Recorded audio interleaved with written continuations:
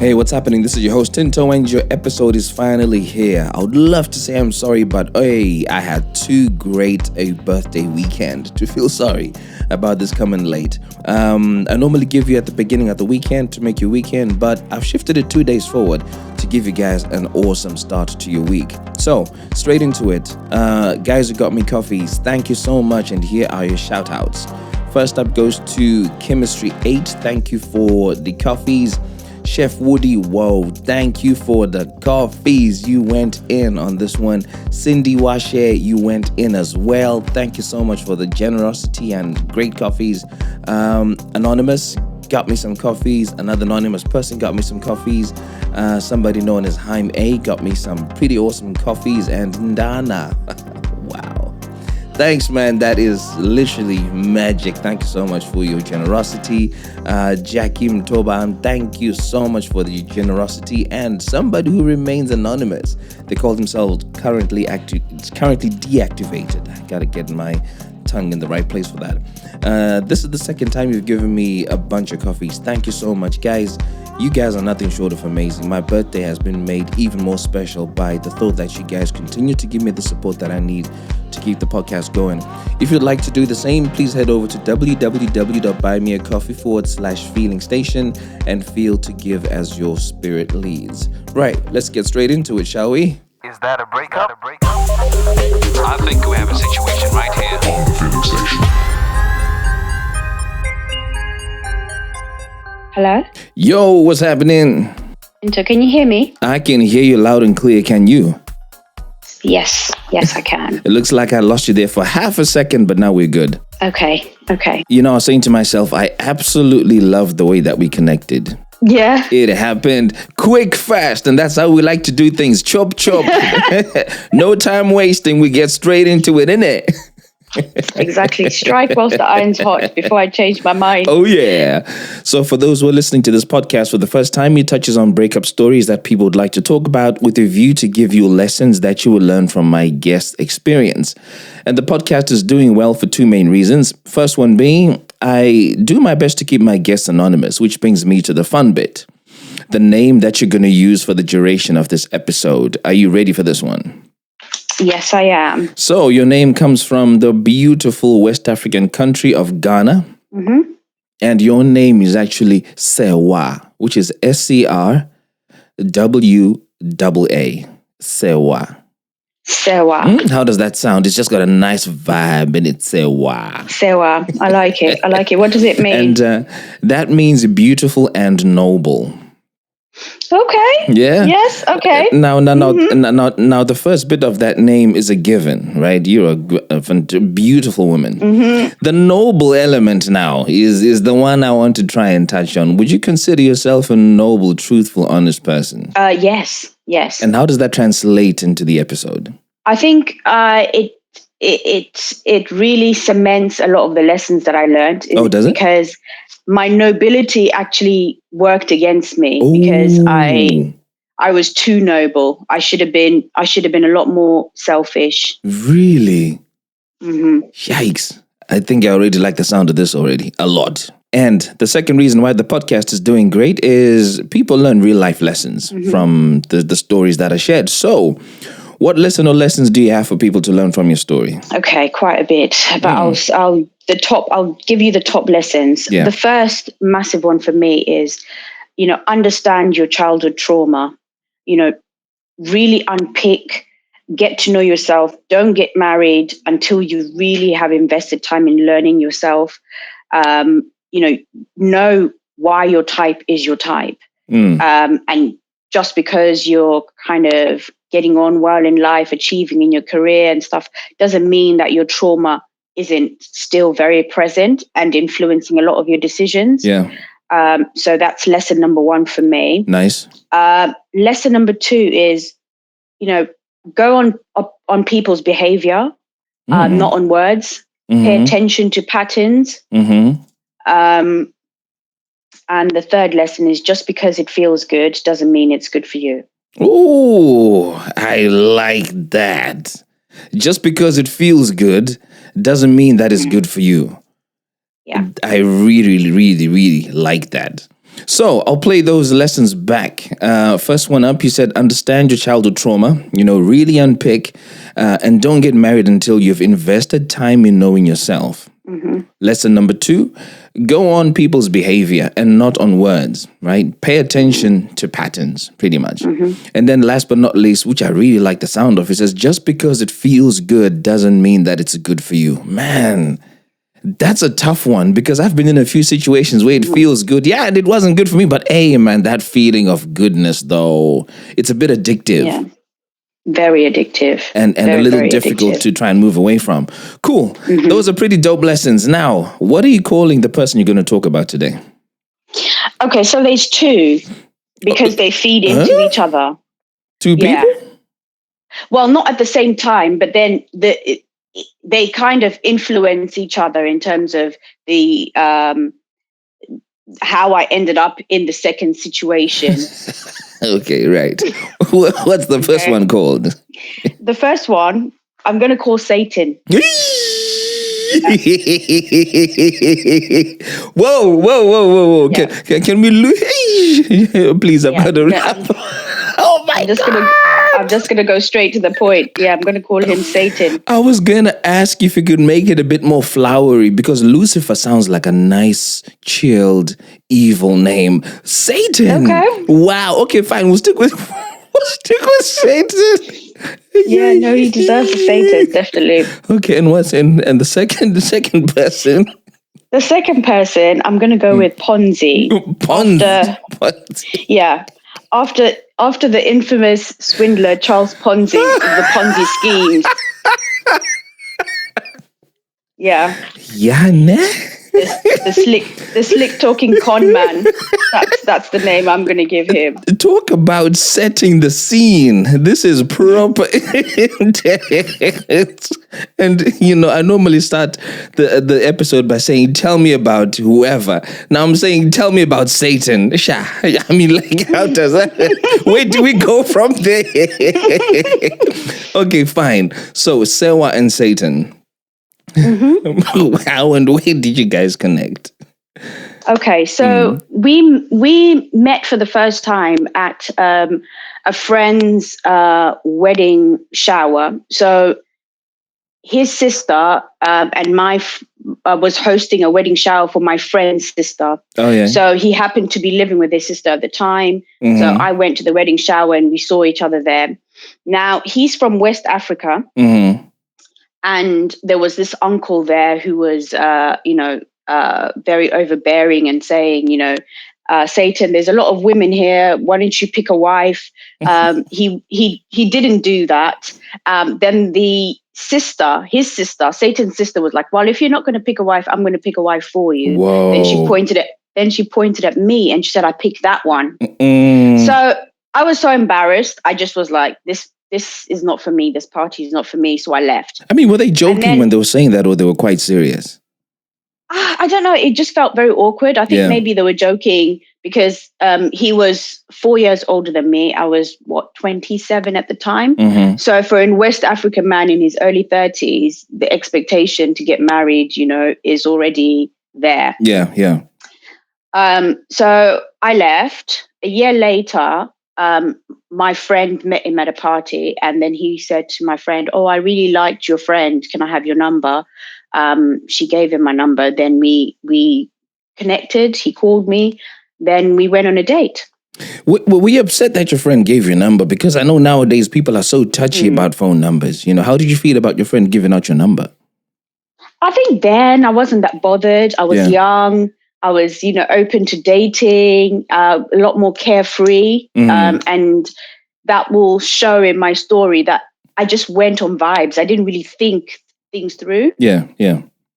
Mm-hmm. Okay. So we dated, and he was extremely good looking as well. I want to say that about Satan. Satan was extremely good looking, 6 foot, beard that connects, Oh, he was... I love how you say a beard that connects. That is one dream I wish to have for myself. This thing ain't connected since I was 12. It's just not happening. It's just not happening. So you were blessed to be with a guy who's able to make that connection so easily. But here's a question. Mm-hmm. At this wedding shower thing, and they were like, "Oh yeah, pick a wife." That one. Did you not see he was cute and good looking at that time? Because you were like, "Nah," and you left. I did, but What was it that didn't hit you at that moment that suddenly hit you now? I thought he was good looking, but the whole thing just made me feel a bit awkward, really. Maybe it was more embarrassment, really, that made me just leave. Right. So it was I more. didn't pay attention to I didn't look at him and think, oh, I'm so attracted to you. No, I just was like, this is not my scene, and I left. So it was more the problem with the environment than the individual and the circumstances under which things were happening. Yeah, Okay. yeah. I mean, when I then eventually met him, when I went for the date, I couldn't really remember what he looked like. It was when I actually saw him when we then dated. That's when I was like, oh yeah, I remember his face now. Yeah. So because it had been about a year. Okay, so me and Satan start dating, and it wasn't like smooth sailing. There was always some drama with girls texting him, and it was weird because I had just gone back to where I'm from to visit now, and I had lost my mom about 4 years prior to that. So I had all of this grief. Went back home, and my dad was kind of putting on the pressure about, you're 28 now, you need to start thinking about getting married. Yeah. So this coincided with me dating Satan. So I wouldn't say I was, in love with him. I wasn't. We had dated for about 4 months. Then Satan's visa was going to expire.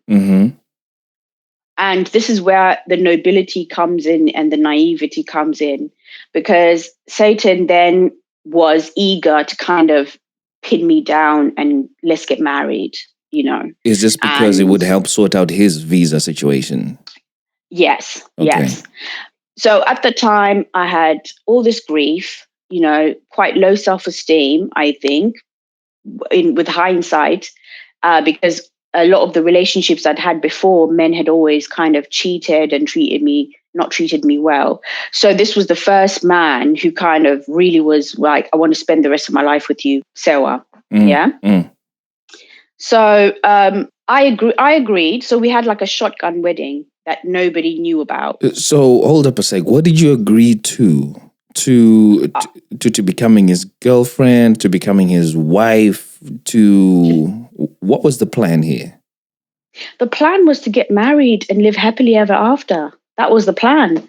And the visa was just a technicality that really was speeding things up, that Satan was presenting as they were going to be inevitable anyway. We were going to get here anyway, Sarah. We were going to get married. It just so happens that we need to get married quicker so that I can stay in the country and be with you for the rest of our lives. Yo, so this was after how long? 4 months? 4 months. So within 4 months, this guy feels he's known you enough to want you to be his wife. Yes, that should have been a big red flag for me. But at the time I was like, the sex was great. He was incredibly good looking. I was like, well, what's there to lose? I might as well. I'm not getting any younger. Wow. Now this puzzle is starting to come together. So there's this conversation from your dad about being 28 and thinking about becoming a wife. And then on the other hand, there's Satan, who's realizing that he has a limited period with which he can be in the country. And one of his solutions to the problem would be marrying you. So you wouldn't have thought that it's a red flag, because the issue from dad's side and what you're feeling were all making this feel like it's a good thing to do. Yeah. I mean, at the time, it seemed like a good thing. Okay. So we got married, like a secret shotgun wedding. Why did you keep it secret? Because there wasn't enough time to go through the whole traditional process of the dowry, etc., etc. So we got married in secret, but never told our family. So I understand the whole dowry thing can take some time because you're putting families together. It could be months. Yeah. But a phone call to say, Dad, I'm getting married, or things are very serious with this guy, it might happen quite quickly. Did you have that conversation? No, what we did was then we got married in secret. Then we told everybody we were thinking of getting married. Okay. So then we went through the dowry process. We even had a proper wedding 6-7 months later. Yo, that everyone thought was our first wedding. This is mad, Like I've heard about things happening quick. And I thought 6 months was quick, but you've just broken that record. 4 months and it's done. And for the first 5 months, we lived together. It was nice, he was quite romantic, a lot of flowers, very attentive.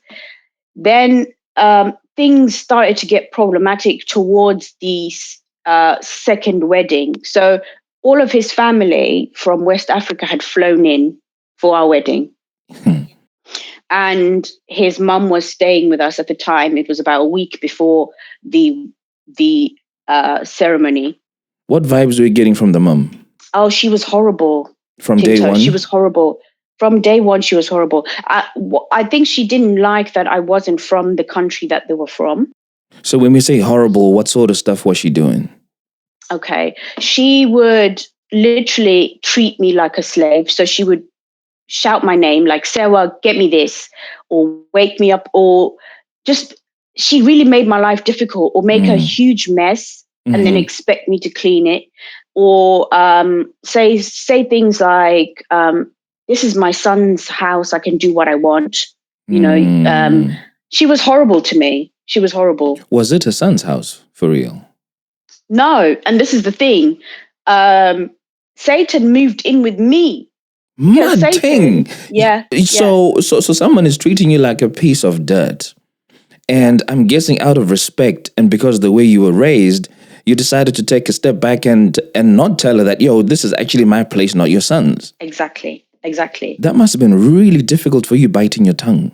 It was. And this was another thing as well. Satan had a huge, massive ego. When he was in quite a precarious position in terms of his life, he hadn't really established himself. He was working, but I was independent. I had my own flat. I had my own car. I had, I was okay. I could stand on my own 2 feet. So he moved in with me, and I earned more than him. But I had to pretend that I didn't earn more than him because you had to pretend he had an ego to him. To him, or not pretend as such, but I couldn't draw attention to it. I couldn't talk about my achievements freely because to him it was an attack on his ego. So, for instance, if I said, "Oh, Satan, I've cooked dinner. Can you wash up?" He'll be like, "You're only asking me to wash up because you earn more than me." Oh, and no, he didn't. If I paid, he would say things like that. If I paid all the bills in this house, you wouldn't ask me to wash up. You don't respect me. So things started to unravel quite quickly within 6 months. His behavior started to change. Damn. You see? And then a week before the wedding, I'd never looked through his phone or anything, but I just heard the phone beeping under the pillow and he had gone to shower. I looked at it and I saw loads of messages that he had been sending this woman, saying, "I want to sleep with you. I'm going to say I'm going to work early so I can pass by your house and see you," and all of that. Okay. Did this phone have a passcode? Did it? No, it didn't. No. So this guy, because I never went in his phone, so I don't think it was something that, it didn't. It didn't have a passcode because there's no way I would have known it. I'll tell you what doesn't add up for me. If I'm a guy and I have a wife and I'm busy chatting up another woman and saying, the sort of stuff that they were exchanging, the first thing I would think about is finding a way that you don't find out, and that would be by putting a passlock. Yeah. Him keeping it open just because you'd never been through it was a bit reckless. Yeah, probably. Satan doesn't strike me like a guy who's that reckless. I don't know. I think so I confronted him about it, obviously. And to him, he was like, well, it's just text messaging. He wasn't going to do anything. And, everybody thinks we are getting married, not that we are actually married. So, he was just kind of going with the flow with that, really, which doesn't make sense. No, Tinto, it doesn't make sense. No, it doesn't. It makes zero sense. It makes zero sense. And his mum was in our house at the time, and his family had flown. Some people had flown from Dubai, some people had flown from West Africa, some people had flown from the States for the wedding. The wedding was happening in 5 days, and I've just discovered that Satan is cheating. So what do I do? Well, easy. Okay, I'll come back to this question that I'm about to ask. But before then, you had never needed to look through his phone until this one day that it goes bzz, bzz, underneath the pillow. Why did you feel today is the day that I need to check what this is and not all the other previous days? What was peculiar about that day? I can't even tell you, because there's just something like that sixth sense that just made me pick up that phone. On that I'd day, never felt that before. It was so weird. I cannot explain it. Mad thing. So anyway, I feel like, well, we're already married. So even if I make a hoo-ha about this, it doesn't change the situation. I'm already legally married to this man. And, everyone's already here for this second wedding that they think is the first wedding. So I just need to go with it. So I was going to ask, you said he's cheating. Was he definitely cheating? Were these texts hinting to a plan to cheat, or they were cheating physically? I know there's the whole discussion about emotional cheating and physical cheating. I want to choose to ignore one. I want to ignore the emotional side. Had he physically cheated with this woman? I don't know that. He denied it. There was nothing in the text that indicated that they had actually met up, but there was a plan. There was a plan too. And there was, okay. So we're talking about emotional cheating here at this stage. Probably. Okay, cool. Probably. It may have been that, there were things deleted from prior. Yeah. I don't know. Okay, because I didn't go through the whole series of chats, so I don't know. So anyway, we have this second fake wedding, and he's then on his best behavior because this has happened. Yeah. So for another year or so, everything seems rosy. Then the shadiness starts again. And this time it's, he was, we were going to a party with some friends. His phone was connected to the Bluetooth car radio. Playing music. One of them ones. Okay. But I wanted to change the music. So I picked up his phone to change the music. And he flew off the handle. Put my phone down. Put my fucking phone down. What are you? And I couldn't understand the response was disproportionate. I was like, what's in your phone that is making you react like this? Yeah. So he then snatched his phone off me, and I didn't get to see what was in the phone. Anyway, we went to this party, and I wasn't having any fun at all. So I was like, I want to go home. So we left. We got back home, and we just got into an argument about it, And he kept saying I was being paranoid and obviously gaslighting me. So did you say, if there's nothing going on, let's see what's inside the phone? I did. What was his response? But he wouldn't show me. He was like, if you don't trust me, you shouldn't be with me. I'm telling you there's nothing. I don't have to prove anything to you. That's what he was saying. Man. I mean, he was horrible. He was a horrible man. Then the argument got heated. Then he was actually he assaulted me. Yeah. He actually felt so slighted, or his masculinity. How dare I question him, and how dare I, kill the mood. He wanted to spend time at the party. I think he's just an abusive man who really just was using anything to kind of lash out at me, really. So he was physically abusive to me. Was this the first time you had seen him in that state where he was physically abusive, or had he hinted that he might be, but hadn't been No. triggered enough to be physical? I'd never seen him like that with me. But when we were dating, I heard him shouting at an ex-girlfriend on the phone. And the way he was shouting at her, he was so filled with anger. But you know, when you're caught up in the matrix, you're like, well, it's an ex-girlfriend. They probably, they have drama, and he's shouting at her. He's not shouting at me. You don't think that actually that anger can easily be targeted towards me at some point. This is why I was saying go on a person's behavior, not and their words. Yeah, and pay attention to patterns. The patterns were there. Definitely. Yo. The ego trip, the sort of toxic masculinity aspect of it, wanting to this massive respect that just, was astronomical, really. Anyway, so he was abusive to me. I then, I wanted to leave. He locked me in our flat for a couple of days, wouldn't let me leave. And what do you mean he locked you in your flat for a couple of days? He wouldn't let me leave, Tinto. How would he not let you leave? He took my phone and I've never, and this is the thing about domestic abuse, what people don't understand. I grew up in a home where there was a lot of violence. My dad was very physically violent to my mum in front of us, over a number of years. So subconsciously, I hadn't unpicked all of that trauma. So for me, being with him was a familiar kind of love, because that was the love I grew up with. So your tolerance level really becomes skewed. And also, people underestimate how scared you are. And I'm quite a force to be reckoned with. I'm quite chatty. I'm quite assertive. Yeah. But I felt silenced that day because I had so much fear. I never in a million years thought that would be me, because I had everything in terms of,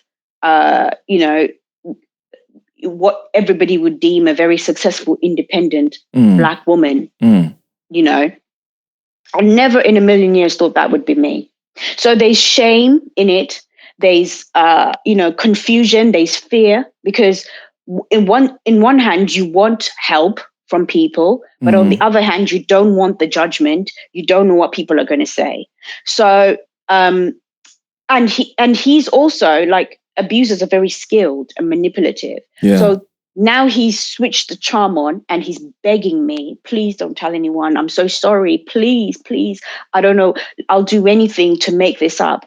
And, you are 2 years into a marriage.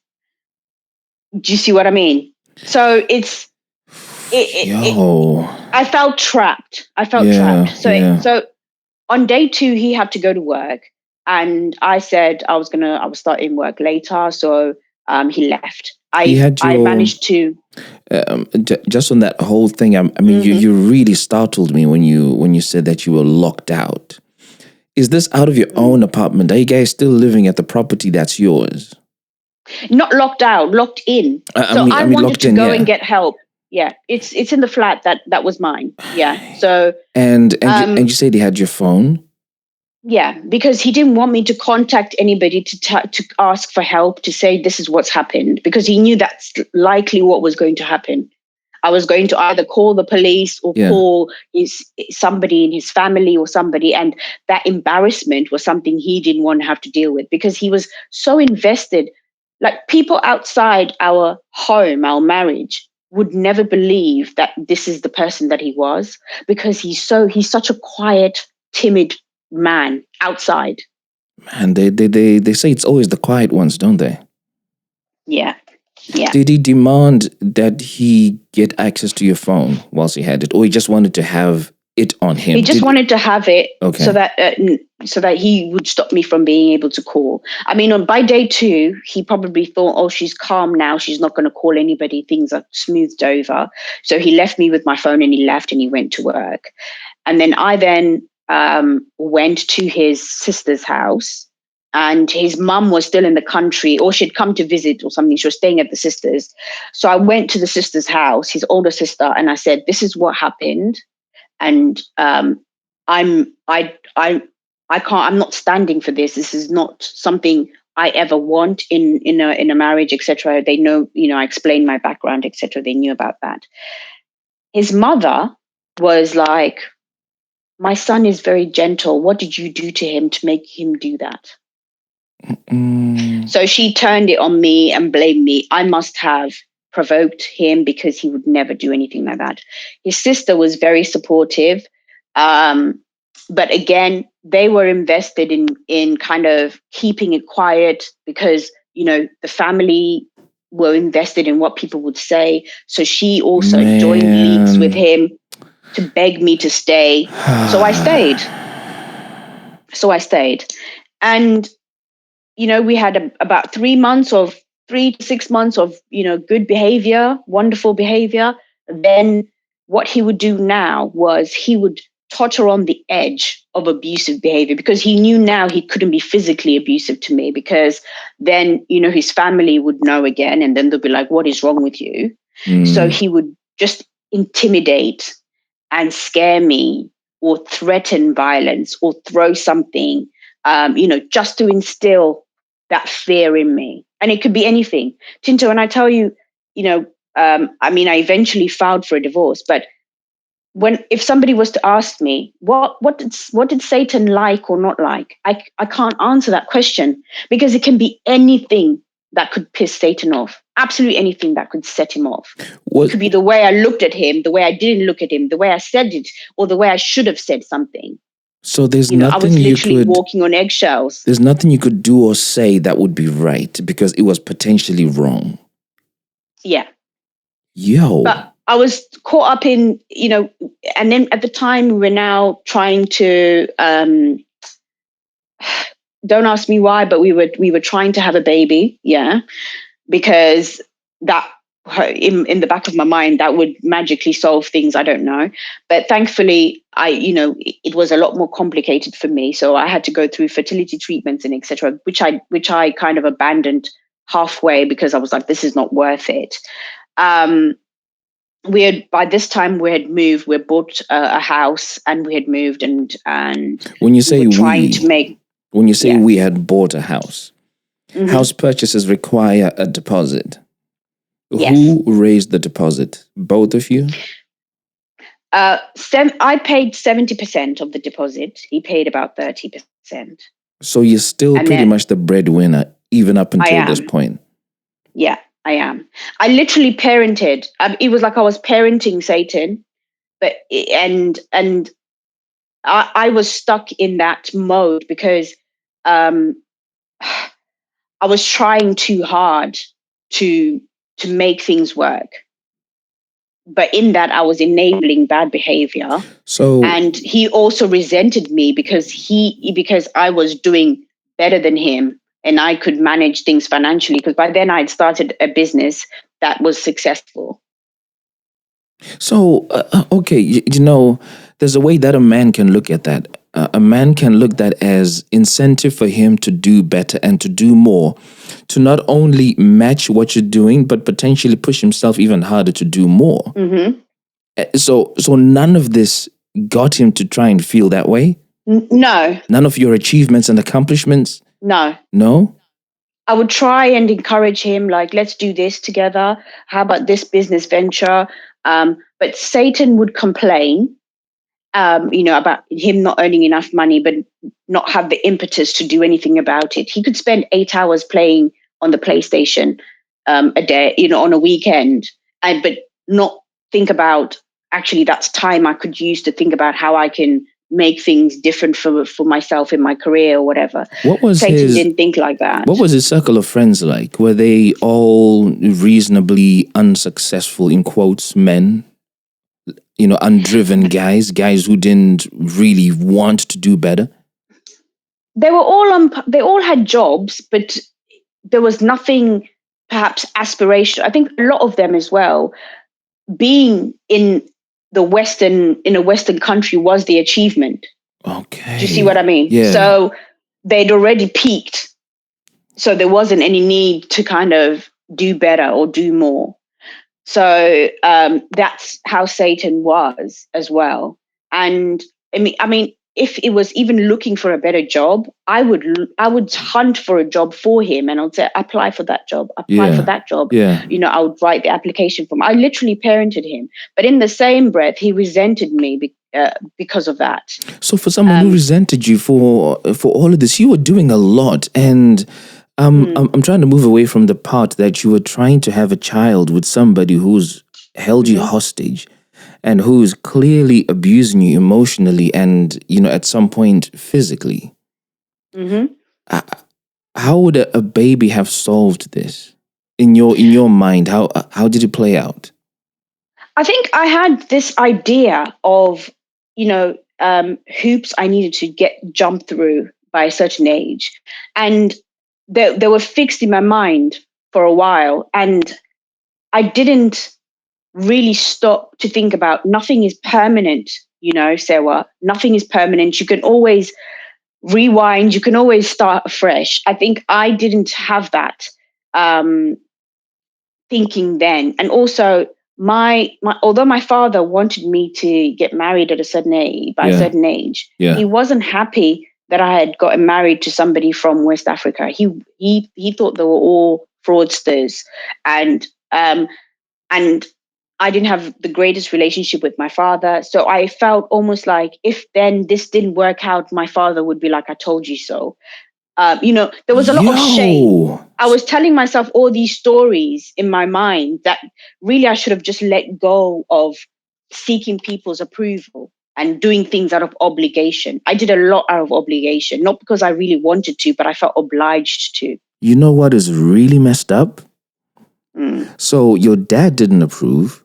His mom didn't approve. So the cornerstones of your support structure were already not supporting you guys. That's one. And then secondly, your own situation inside the house behind those closed doors was a mess. A big mess. And people wouldn't know by looking at us, because we had, quote unquote, the perfect life. We had the house, and we were a good looking couple, standing together. We were a good looking couple. We had, we were doing okay, but we were miserable. Well, I was miserable. And I think Satan, I really do believe Satan never loved me, and I'm okay with that. I think what he loved was what I came with, what I provided for him, the lifestyle. And we went to therapy, and he did say so in therapy that, he likes being looked after. He likes me being the person who does all of the running around, because he never had that as a child. He just didn't understand that actually relationships are about it's a two-way thing. Partnership. It's a two-way thing.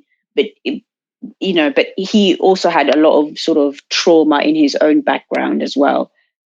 So it was just a perfect storm, really. Two people who weren't compatible. And this is why I said, don't get married young, because your brain is still forming in your 20s. Your personality is still forming in your 20s. In your 30s, you're a lot more sure of who you are. You're a lot more able to make decisions about compatibility better. But in your 20s, you don't, because we then evolved and grew into very different people. So at what point was this counseling happening now? How long had you guys been married for? Okay, so we went to therapy about 3 times. So initially it was after the first incident where he was physically abusive to me. It took me a long time to kind of feel able to kind of communicate with him in any way, really, I think. And how did that impact your intimacy? Surprisingly, it this is really bad, Tinto. Surprisingly, the sex was the one constant throughout our entire marriage. It was the one thing that was constant. And I think, it was the only connection that we had. And we were trying to connect in some sort of dysfunctional way throughout this. So although we weren't emotionally connected in terms of intellectual conversations, in terms of emotional support, and that kind of intimacy that's built through communication. Physically, we were very much able to do that bit very well. To put this quite crudely, so you guys were married to your private parts. Yeah. Pretty much. Yeah. Because that's you describe it as the one thing that never faltered and the one thing that kept working no matter what. Yeah. I mean, towards the end, it's kind of it died, and I suppose it died because I was now I was ready to no longer be in this anymore, and I had gone to therapy on my own. Yeah, and I made a decision to file for a divorce. So when you presented this divorce thing to him, what was his response? What was his initial reaction? He didn't want to get divorced. He opposed it. It got quite contentious. First, he said he'll go to therapy again, and he started going to therapy and then stopped. So there was a lot of like grand gestures that were empty, but then the patterns would always come back slowly. He would be very temperamental. So one day he would say, okay, if that's what I want, he'll accept it. The next day he'll be quite abusive to me and say he's never going to give me a divorce. He's going to fight this till a bitter end. So it got really contentious, but eventually he signed the papers. But then there was an added complication here, Tinto. The complication was we then put the house up on the market. We were both still living in this house. The divorce had been filed. Yeah. Separate lives, by the way, separate bedrooms. We were not intimate with each other at all. I was gone, mentally, emotionally, everything. Yeah. The house was on the market for about a year. So we lived together in this horrendous environment of separate lives, barely talking. We probably said one word to each other a day, which was hello. And that was it. Like I could go for 3 weeks and he wouldn't batter an eyelid. That's how separate our lives were. And you'd be in the same house? We're in the same house because we're trying to sell this house so that we can move on. So because until... Let's just talk about food. I'm guessing you were doing the cooking. No, like separate lives. One, he sorted himself out. I sorted myself out. We completely live separate lives. So, wow. So so we were like flatmates. You guys are living like flatmates. In fact, it's not even flatmates. It's kind of no, you're right. It's worse. It's worse than flatmates. Yeah. So you're in the same building. If you decide today I want to have rice and chicken, you're gonna cook enough rice for you to consume, enough chicken just for you to consume, and you wash up and you leave.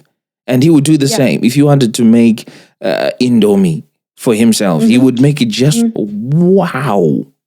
But also these were behaviors that he used to do during our marriage, by the way. So I would cook most of the time. But sometimes if he got home early, he might order himself takeaway and I would come home for himself. I'd come home and I'd be like, oh, is there anything for me? He'd be like, oh, I didn't know what you wanted. And, last time when I ordered takeaway from this place, you didn't like it. So I didn't get you anything. Yo. So he had just selfish behaviors. He was just a very selfish person. Yeah. This is, I don't know what to say. Yeah. So anyway, this thing was happening. So we were then living separate lives in this house whilst we tried to sell it. Yeah. And it had been about 6 or 7 months after I'd filed for a divorce. I then went to a music festival and then locked eyes with Ponzi. Ponzi, yeah. Yeah. Ponzi was the complete opposite of Satan. In what sense? Very gentle in his manner, very intellectual, we were in the same profession, very empathic. Hold up. Mm-hmm. Your first word for Ponzi was that he was very gentle. Mm-hmm. One of the first few words for Satan was he was very gentle, laid back, timid.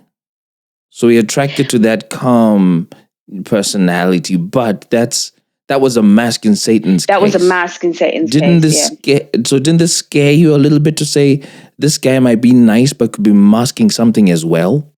It did, but in a different way, because Satan had a presence. Although Satan was timid outside and quiet in public. He wasn't generally, and he had a bit of a macho presence, kind of like this macho. I don't know how to describe it well. Whereas Ponzi was very much, he wouldn't hurt a fly, kind of very meek, very didn't have an ego, didn't have the ego that Satan had. Okay. Right. So Ponzi was everything that Satan wasn't. And the problem I had was, because I was so put off by Satan and his personality, I thought if I went for someone who was completely the Different, opposite, I would be okay. Yeah. It would be pretty much low-hanging fruit, because Satan was so bad that anything could easily have been better. Could have been better, yeah. Okay. And me and Ponzi were in the same profession. We both ran kind of similar businesses. We had so much in common. Like, he was like a mirror of me. Mm. Then Ponzi and I started talking. Ponzi that same night or generally after? Oh, that same night. Tinto, the chemistry, this was like a movie scene type of thing. We looked across each other, locked eyes. The chemistry was I've never felt anything like that before. Never in my life. The chemistry was just intense. Yeah. We kissed, we exchanged numbers, we talked all night. It was beautiful. And then for the next couple of days, we spoke for hours and hours and hours on end. But then Ponzi told me that he's currently, he's married. He's got 2 kids. Him and his wife are, in the process of trying to figure out how to separate, how to go about getting a divorce, because, they've spoken about divorce but he's concerned about the impact on the children. So they're trying to navigate this in a child-friendly way. So me, having lived at the time when I met Ponzi, I was still living with my ex-husband. So it was plausible to me that people could be married but live separate lives, because I was doing it. But mine was very open and honest, because my ex-husband, knew we were not together. Had your divorce gone through? No, what we had was a decree nisi. So we can't get a decree absolute until the sale of the house. Okay. Right. Yeah. But by the time the house was on the market for about a year, we both had enough of that situation. So we decided to rent out the house and move. So we then lived separately. And how is the rental? How is the rental income going to work? Based on the amount of deposit put down or not? Because you put in 70%, he put in 30. You should take 70% of the rental income and he takes 30. How did that pan out? That doesn't, you see, according to the law, the title deeds say joint ownership. So it doesn't matter what the other person put in. So he will get 50% of the proceeds of the house. You know what? This guy is living the vida loca, right? Yeah. He's got himself a visa to stay in the country. He's got himself a wife. He's got himself a house. He's got himself somebody who cleans after him, somebody who feeds him. And now he's going to be getting rental income for measly money that is put forward. Yeah, because by law, we were married. So he gets 50%. Wow. So, it got contentious to the point where I had to instruct solicitors and stuff, it's something that he can give me 60% equity and he take 40, but he doesn't have to do that. He wants 50% because he's entitled to 50%. So I've counted it as a loss, really. I've just said, that's the price I'm paying for my freedom. So it's okay.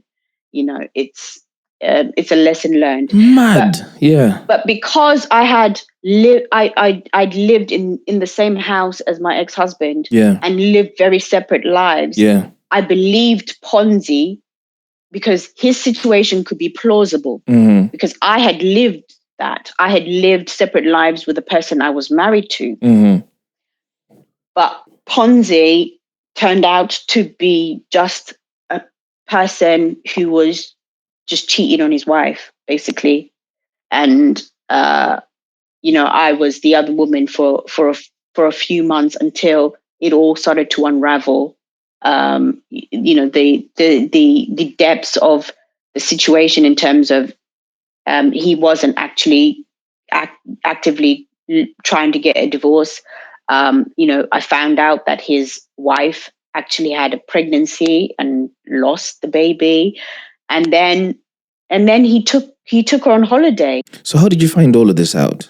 Okay, so about the pregnancy thing, what happened was this is quite embarrassing, but I'm just going to say it anyway. Yeah. So we had a lot of breakups, me and Ponzi, because I was like, this feels dodgy, this feels fishy. Wait. You had a lot of breakups.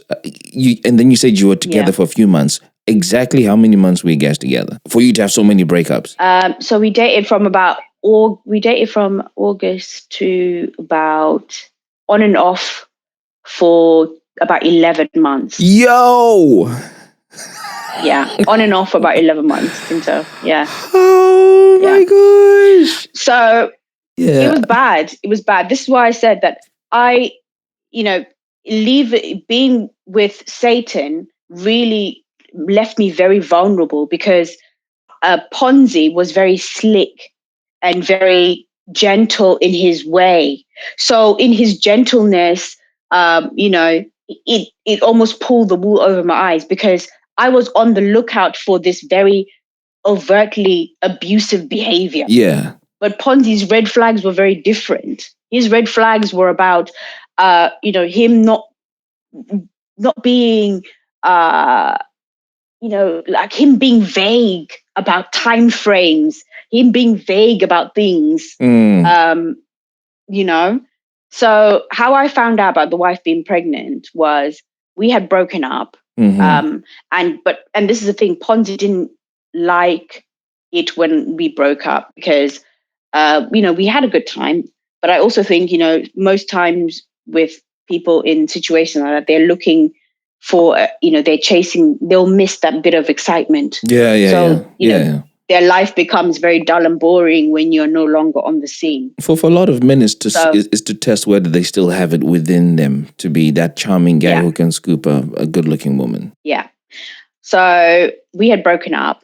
Ponzi, I'd blocked him. Ponzi was trying to get hold of me. And then he went via my friend and said to my friend, he really needs to speak to me because it's an emergency. So my friend told me, I unblocked him, and then he called me. And then Ponzi asked me, he said to me, he lied. He said, I've just tested positive for an STI. Yeah. And were you with other people when you were with me? So I was like, what are you talking about? This makes no sense. Then he told me that actually his wife had a miscarriage, and part of the miscarriage was, they test for various STIs, and he hadn't tested positive for an STI.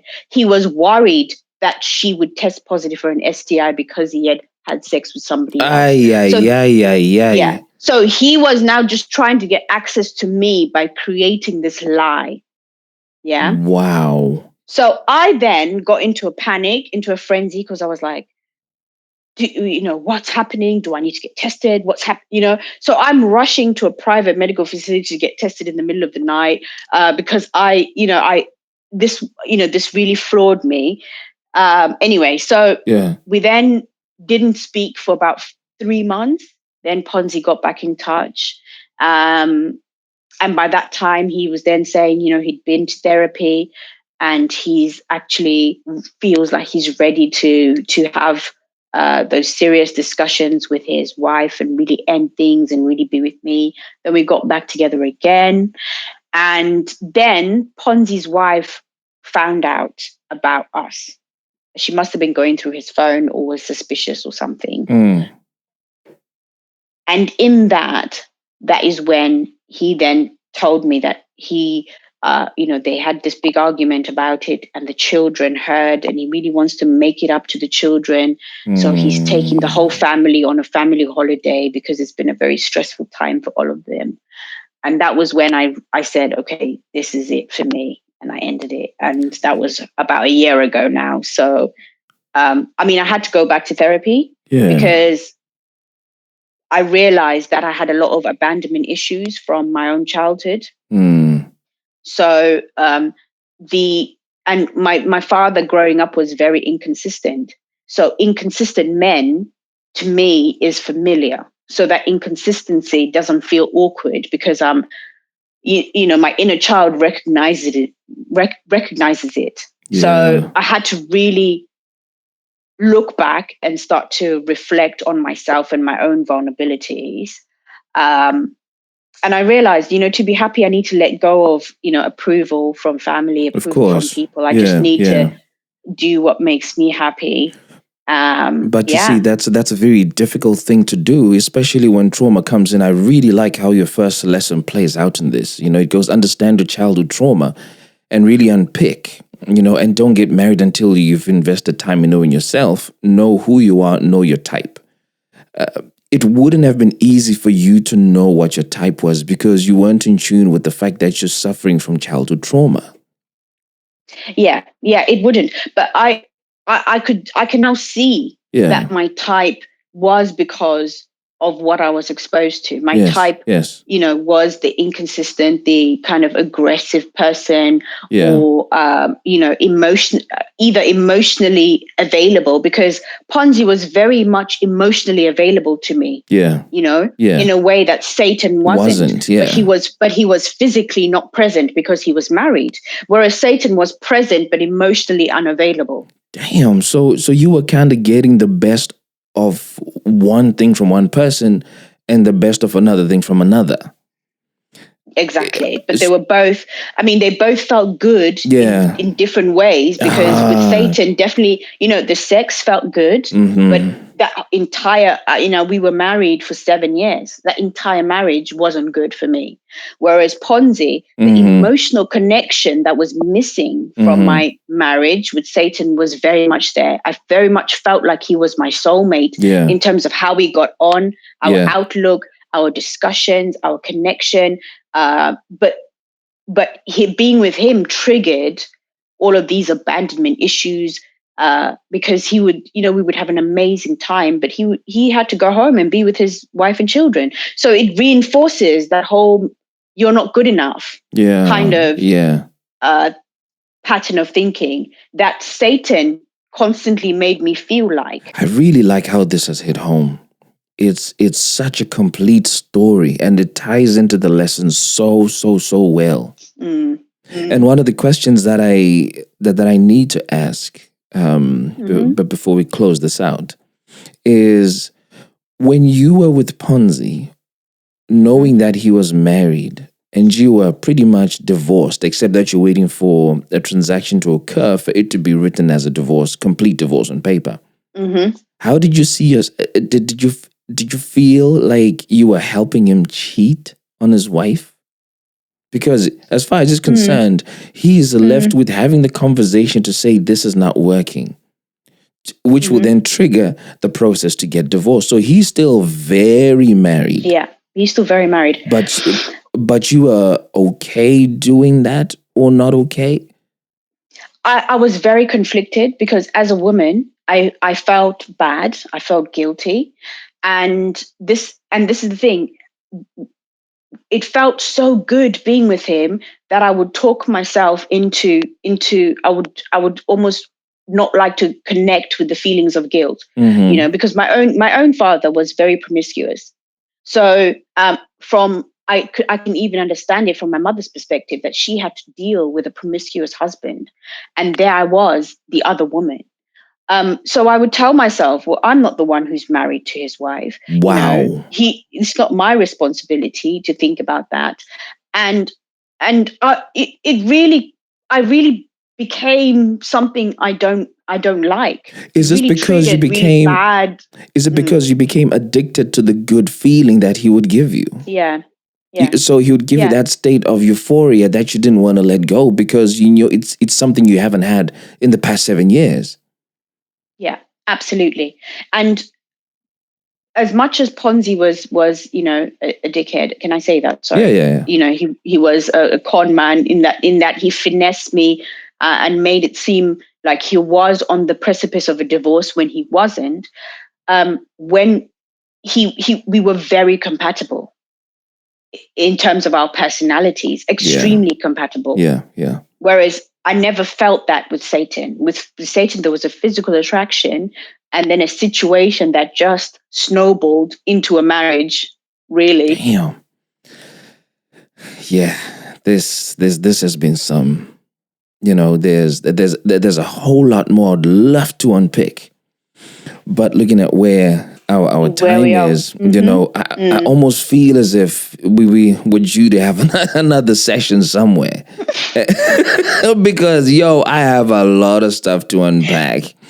But, and I hope that's not a nervous laugh because I need to go deep on this. But there's a lot. Yeah, it really feels like there's a lot. So look, we'll pick this up offline. And see if this is something we need to carry on as a part 2 or not. Either way, I'm grateful that we actually got to speak about this because, man, you've really spoken about some deep issues. Thank you for sharing your story. Thank you very much for having me. It's a pleasure. It's actually quite cathartic, really. I've left that all behind, and I feel like I've healed. But it's really helpful to kind of talk about it. Yeah. And hopefully, people get to learn some lessons from my very dysfunctional story. I am confident that people are really gonna take away a lot from this because even I've taken away something that's really important. Which is just because it feels good doesn't mean that it's good for you. That is such an important thing. We all get addicted to something. And everybody wants to feel good. For some people, if the sex is taking over the crap, they will stick to it and take a whole lot of bullshit. And for some people, if they're being made to feel good about their esteem, they're getting this validation, they get addicted to it because a good feeling is addictive. So I'm sure people are really going to take away a good lesson from that. And just to recap on the other two, the first one, understand your childhood trauma. You couldn't have said it better. It really came to life in this episode. And then the second one, go on people's behavior, not their words. This, I think, is the one thing that a lot of people really fall short on because there are some people who are really good with words, hey? And it's so appropriate that you called him Satan because Satan was very deceptive. And up until now, he continues to feed us with stuff that we think is good, but it's not good. So pay attention to patterns. And then last but not least, just because it feels good doesn't mean it's really good for you. Man, so I'm really grateful for these amazing lessons. Thank you. Thank you, Tinto. For those who've been listening to this podcast, thank you. I'm your host, Tinto, and I look forward to catching you in next week's episode. Peace. Tell me what you're feeling.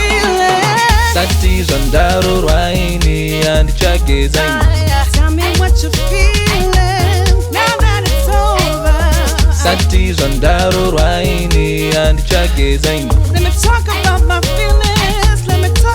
feelings. Yeah. Urudoi motoru noto kujidiro amai. Love is a fire. Urudoi motoru noto kujidiro amai.